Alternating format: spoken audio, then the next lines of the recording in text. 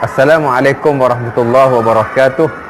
Alhamdulillah wassalatu wassalamu ala Rasulillah wa ala alihi wa sahbihi wa mawalah. Pertama kali kesyukuran kehadrat Allah Subhanahu wa taala kerana pada hari ini, hari yang baik, hari Jumaat, kita masih diberikan nikmat dan rahmat Allah Subhanahu wa taala sehingga kita dapat meneruskan kehidupan kita. Alhamdulillah. Maka bersempena hari ini hari Jumaat, saya nak berkongsi lah tentang kelebihan ataupun perkara yang baik untuk kita lakukan pada hari ini hari Jumaat. Sebagaimana yang telah kita maklum, hari Jumaat ni hari yang penghulu segala hari. Ini kerana telah sabit daripada Nabi SAW sendiri, sebagaimana yang direkodkan dalam kitab Sunan, umpama dalam hadis Abi Dawud. Kata Nabi SAW, inna min afdal ayyamikum yaumul Jumaah. Kata Nabi, hari sebaik-baik hari kamu ialah hari Jumaat. Bahkan riwayat lain Nabi kata dia lebih baik daripada hari raya haji, lebih baik daripada hari raya puasa. Inna min afdal ayyamikum yaumul Jumaah. Sebaik-baik yaumul Jumaah, sebaik-baik hari kamu ialah hari Jumaat. Hari inilah. Maka kita nak berkongsilah benda yang baik hari ini insya-Allah taala.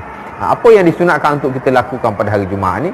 Terutama menerusi nas-nas yang sabit dan sahih daripada Nabi SAW, yang ditasihkan oleh ulama-ulama hadis kita, dan juga yang telah dikeluarkan oleh para fuqaha dalam kitab-kitab fiqh mereka tentang apa yang disunatkan untuk kita lakukan pada hari Jumaat. Pertama sekali ialah, dan yang paling penting sekali ialah disunatkan pada hari Jumaat ni ialah kita mandi sunat Jumaat. Kita kena mandilah, kerana sekurang-kurang dalam satu minggu kita kena mandilah sekurang-kurangnya sekali. Ini kerana sabit dalam hadis Nabi SAW, dalam Sahih Bukhari dan Muslim. Nabi kata dalam satu minggu tu mesti kamu kena mandilah sekurang satu hari. Nabi kata haqqun ala kulli muslim ayaktasil fi kulli sab'ati ayyam. Nabi kata yaumun, dan dalam hadis An-Nasa'i dia tambah wa huwa yaumul Jumaah.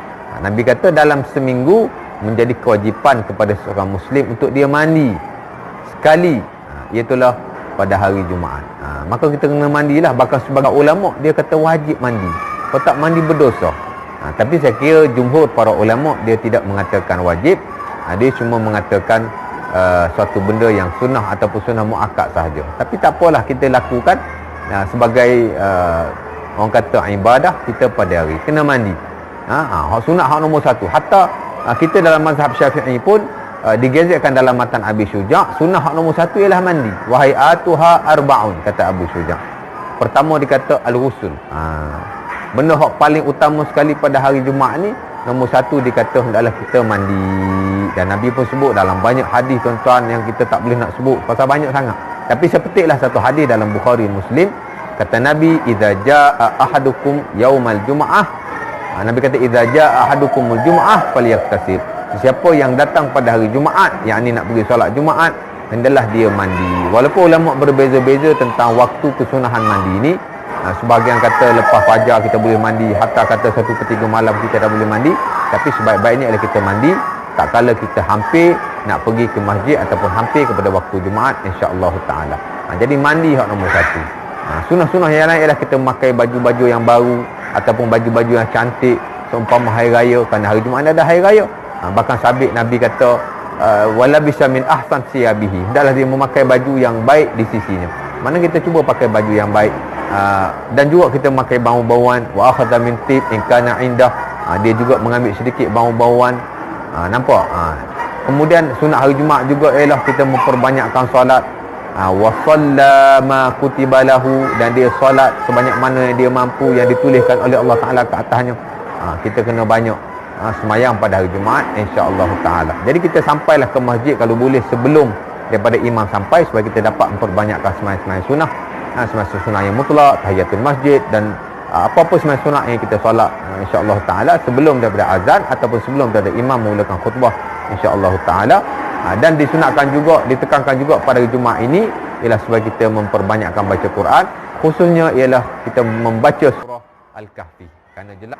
Dan disunatkan juga untuk kita baca surah Al-Kahfi pada hari Jumaat, kerana sabit dalam hadis sahih riwayat Imam Muslim daripada Abi Darda, Nabi kata man qara'a 10 ayat min awail suratil kahfi usima min fitnatid dajjal. Siapa yang baca surah Al-Kahfi 10 ayat daripada awal surah itu, nescaya dia akan terlindung daripada dajjal. Nampak? Jadi kita kena baca surah Al-Kahfi insya-Allah taala, dan kita tapak dengan surah-surah yang lain. Jadi hari ini yang disunatkan juga kita membaca surah Al-Kahfi, dan satu lagi yang ditekankan juga ialah kita supaya memperbanyakkan selawat ke atas Nabi SAW pada hari ini. Kerana sabit hadis daripada Nabi SAW, digalakkan juga oleh para ulama kerana kesahihan hadis ini. Umpamanya hadis riwayat Imam Abi Dawud, kata Nabi, amma yaumul jum'ah faaksirus salata alayya fa inna salatakum ma'rudatun alayya. Nabi kata pada hari Jumaat perbanyakkanlah selawat ke atasku, selawat kamu ke atasku pada hari ini akan ditunjukkan ke atasku. Sahabat pun peliklah dan dia tanya, ya Rasulullah, bukankah engkau telah mati dan telah hancur jasadmu? Waqad balaita ya Rasulullah. Kemudian Nabi jawab, Nabi kata, innallaha harrama ala al-anbiya innallaha harrama ala al-ardi an ta'kul al-sad al-anbiya. Nabi kata sesungguhnya Allah Taala telah mengharamkan ke atas bumi untuk memakan jasad para nabi. Maka yang disunatkan tadi kita mandi, disunatkan kita makan bau-bauan, disunatkan kita juga untuk pergi awal ke masjid. Dan orang yang pergi awal ke masjid umpama dia mengorbankan seekor unta, seekor lembu, seekor ayam, seekor burung, akhir sekali kalau datang rapat sangat Jumaat dapat telur saja. Kemudian disunatkan juga kita makan bau-bauan, makan baju yang baru. Kemudian kita tidak melangkah bahu-bahu manusia bila nak masuk ke masjid dan surau. Sebagian ulama mengharamkan. Kemudian disunatkan kita membaca surah Al-Kahfi, dan sunat juga kita membaca ataupun berselawat ke atas Nabi SAW. Secara umum begitu, kita selawatlah sebanyak-banyaknya. Adapun saya nak juga selitkan di sini, adapun beberapa hadis yang menyebut kelebihan selawat ke atas Nabi. Umpama siapa yang selawat ke atas Nabi 80 kali pada hari Jumaat selepas solat Asar, dia akan diampunkan dosa selama 80 tahun. Atau hadis-hadis umpama itu adalah hadis yang palsu, tuan-tuan. Berapa ramai ulama hadis mengatakan dia adalah hadis yang mungkar, dan kita tidak perlulah bersandar pada hadis itu untuk kita beramal. Kita berselawat ke atas Nabi sebagaimana biasa dan mengharapkan ganjaran daripada Allah Subhanahu Wa Taala. Setakat itu dulu. Aku qauli hadza wa astaghfirullahalazim wa lakum. Wassalamualaikum warahmatullahi wabarakatuh.